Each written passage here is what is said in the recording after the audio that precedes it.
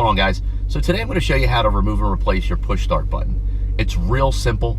You only need your hands and a 7mm socket, and it should take you only about 15 minutes.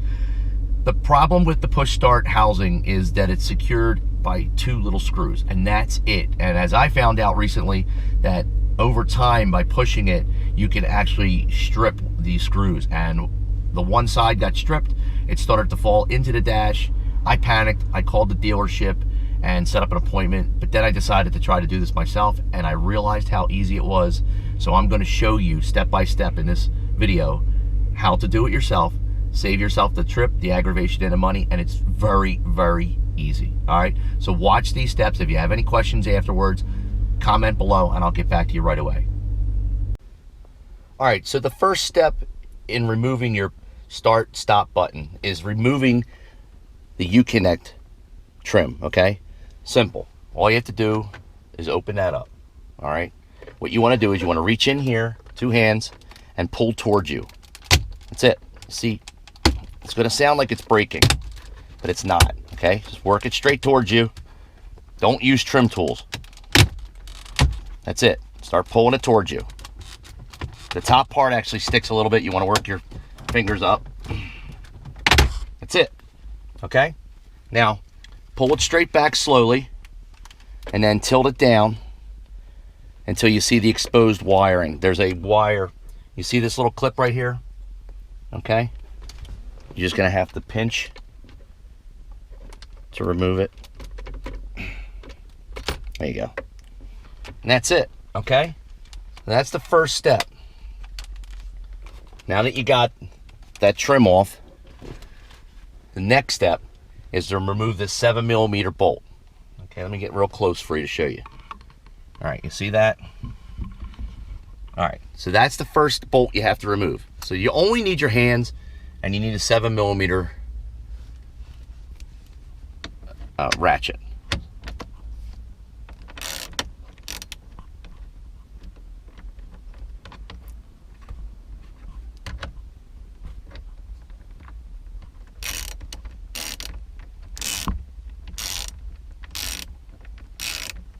I'm using an extension because I don't want to scratch the screen. Okay.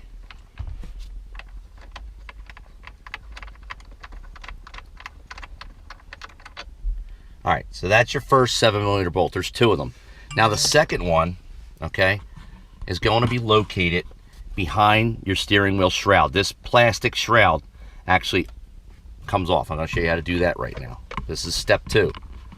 Okay, well, step 3 if you can count removing the frame, unplugging it, removing your first bolt. Now we're going to show you how to remove this shroud. Okay, so bottom here,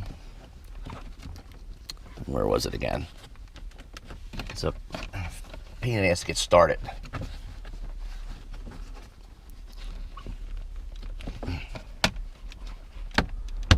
Okay, so there it goes. Ah, and I popped it right back in.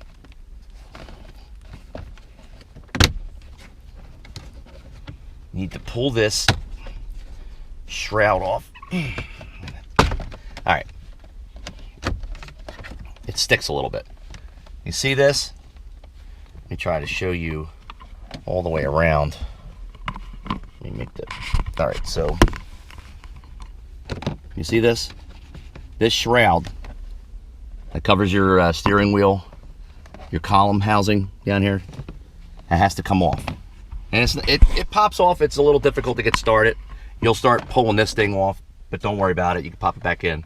So you want to pull this back, all right? All right, so let me show you. So now, once you pull this back, you just want to pull it back a little bit. Don't rip it. Just want to pull it back a little bit. And behind here, you see, there's the other bolt. That's the 7mm bolt that you have to remove. That's the second one. All right, so let's see if I can get this camera to sit. All right, you can see the bolt, right? You can see the screw.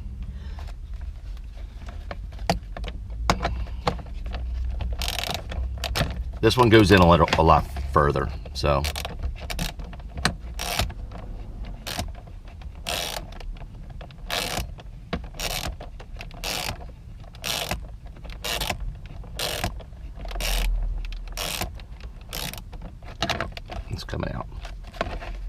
said, the problem is this shroud will get in the way.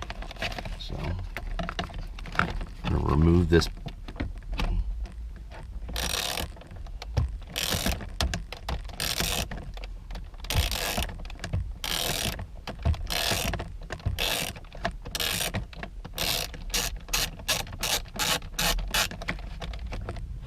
Okay, so now that the second bolt is out, all right, after you've removed the second bolt, the second 7mm bolt, this comes out.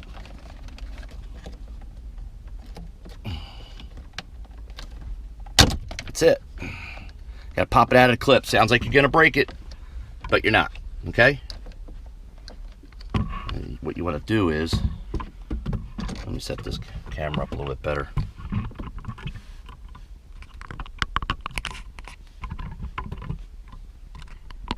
Okay, so tuck this out of the way. I'm gonna pull this back, but not too hard, and there's a clip right here. That's it. All right. Now your push start button is out. Now what happens is, a lot of times, okay, if you're, it's held on by these two bolts, these two screws, these two tiny little screws. And in the next video, the next clip, you're gonna see what I did yesterday when we repaired this. I had it out on the table. What I did was, we got two new screws, and I put some quick drying 2-part epoxy in the holes. So this is not coming out, at least the frame isn't. I mean, you don't want any real play, okay, in this white frame. You want to secure it right here. So if you need to replace this, or yours breaks from pushing on it, it's really easy to replace. I mean, it's really, really simple, and I would not recommend taking this to the dealership to do it, because they're going to charge you for it. If it's under warranty, it's under warranty, but if you're past your warranty and you've got like a deductible on the Max Care plan, then you're wasting your money. This is really simple to do yourself. So now watch the video of how we repaired the frame. All right, so we've got the starter out. All right, just unplugs right here. We've got the trim that it's got to go in, it's got to mount to. You see the 2 screws, and we have the screws, but what we're going to do is we're going to put a little quick setting epoxy in the holes so these screws will not come out. So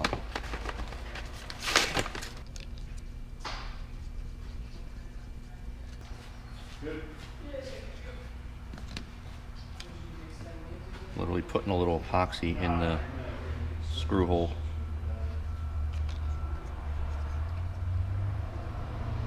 And that's how it goes, just like that.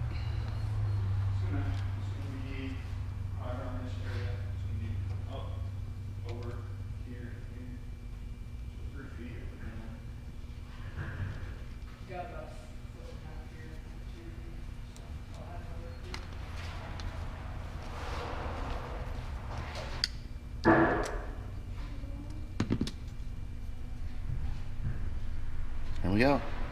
It's all back together. Like so. What we did was we put a little epoxy in the holes before we put the screws back in. And I got epoxy all over my arm, which is freaking awesome. Quick drying stuff. Okay, so you've seen how we put it back together on the table. We used the 2-part epoxy to secure it. Now that you got it secured, or you replaced it, you bought another one, or you don't have an SRT and you want the red start button and you bought the whole shebang, this is how you put it back. Once you got it secured to this piece, grab the wire, and you'll see, like, it's real easy to line up. See that little groove right there? Well, there's a little, lines up perfectly on here till it snaps. And put it back in, line up your clips, okay?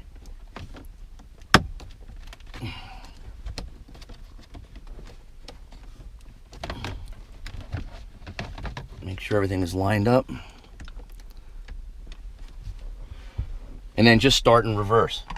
First thing we're gonna do is we're gonna put the 7mm bolt, the first one that we took out last, back here by the steering wheel column.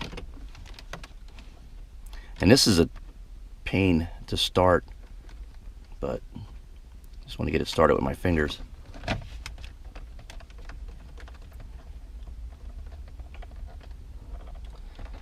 Okay.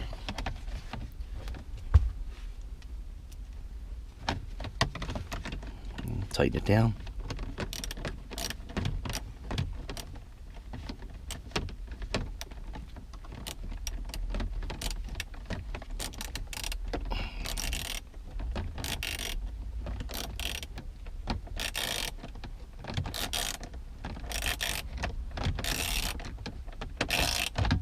There we go. Not just making it tight. I'm not gonna over torque it. Okay, so once you got that bolt back on, you can snap this back in place. All right, just line it up, both sides. You want to snap it in. And make sure you got everything lined up though first. There you go. It should look just like that when you're done. Housing should snap right back in. You're good to go on that side. Next thing we need to do is replace this bolt. That little screw, that 7mm screw.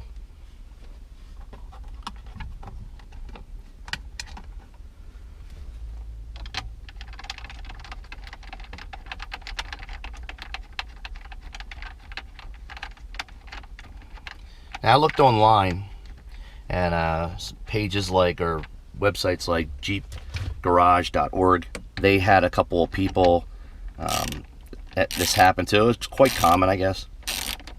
It's an easy fix. Don't over torque the screw. Okay, just make it nice and snug. That's it. Carbon fiber trim thing, everything's back. All right. So now let's set this back up.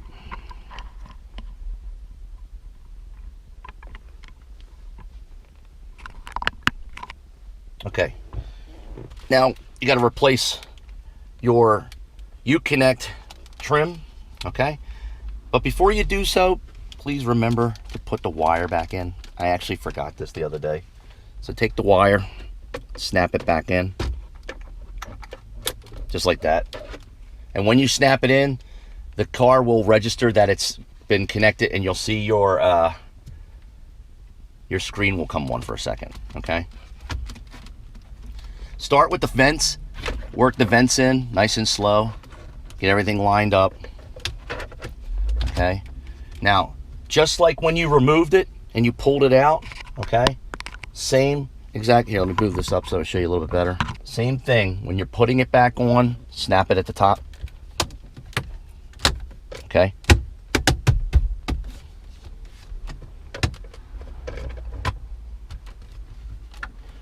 That's it. Start your vehicle. And that's nice and secure. The button, the housing, everything is good to go. And that's it, people.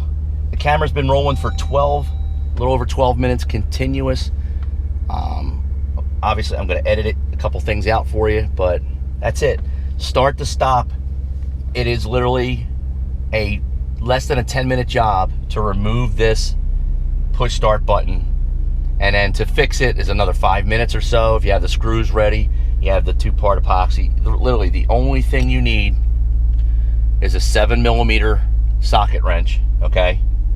I would use it. I suggest using an extension. I mean, you can use a little if you have a smaller handle, but when you get close down here and the handle's by your screen, you don't want to damage it, so use an extension.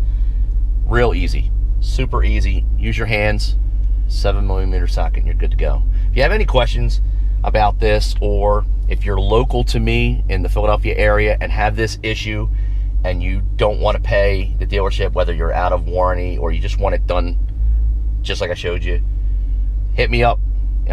You can meet me over at the shop over at Custom Coatings, and I'll help you do it. I'll even do it for you. It's really not that hard, and it's super easy.